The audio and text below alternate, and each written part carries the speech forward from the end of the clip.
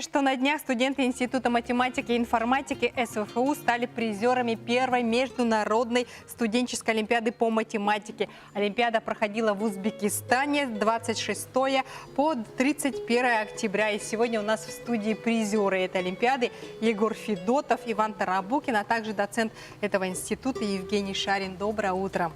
Доброе утро. Ну, примите, конечно же, в первую очередь самые искренние поздравления с этой колоссальной победой. Скажите, какое именно место вы заняли там вот на Олимпиаде? Доброе утро, меня зовут Тарабукин Иван. Я занял третье место, призер третьей степени. Это как раз вот ваша медаль, да? Иван? Ага. Бронзовая медаль. А Егор, вы какое место заняли? Я занял серебряную медаль, то есть вторую степень. Скажите, пожалуйста, вот сколько человек вообще приняло участие, да, в этой Олимпиаде, из каких регионов, из каких стран все-таки международная Олимпиада? Да, всего было 226 участников из 20 стран мира.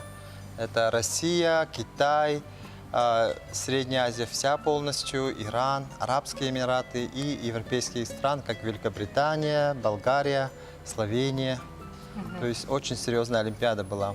Но Егор и Иван заняли, получается, второе и третье место. А кому вот посчастливилось занять-то первое место? Ну, на самом-то деле там в международных Олимпиадах определяется много победителей, да? То есть 10, порядка 10 первых дипломов, потом порядка 20 вторых дипломов и так далее.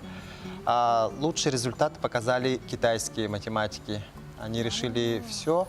И одним из лучших был еще и иранский математик.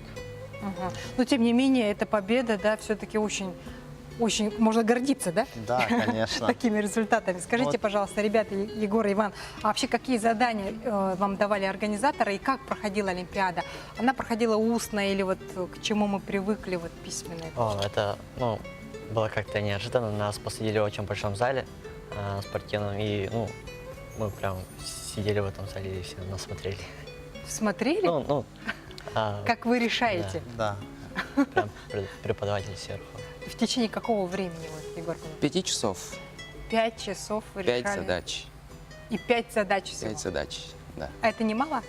Нет. Если задачи такого плана, олимпиадные, нестандартные, то даже 5 часов мало, чтобы решить эти задачи. Да. Странно, действительно, для меня это, конечно, немножечко странно, да. Скажите, пожалуйста, вот, как я уже говорила, да, что Олимпиада это проходила в Узбекистане, а почему именно там? Узбекистан выступил вот с такой идеей. Олимпиада – это первая международная олимпиада по математике среди студентов имени великого математика Аль-Хорезми. Вот как раз вот в городе Ургенч, в регионе Хорезм, она и проводилась. Это место, где и родился этот математик. Да. В этом году эта Олимпиада проводилась в первый раз. Можно ли сказать, что теперь она станет традиционной, ежегодной?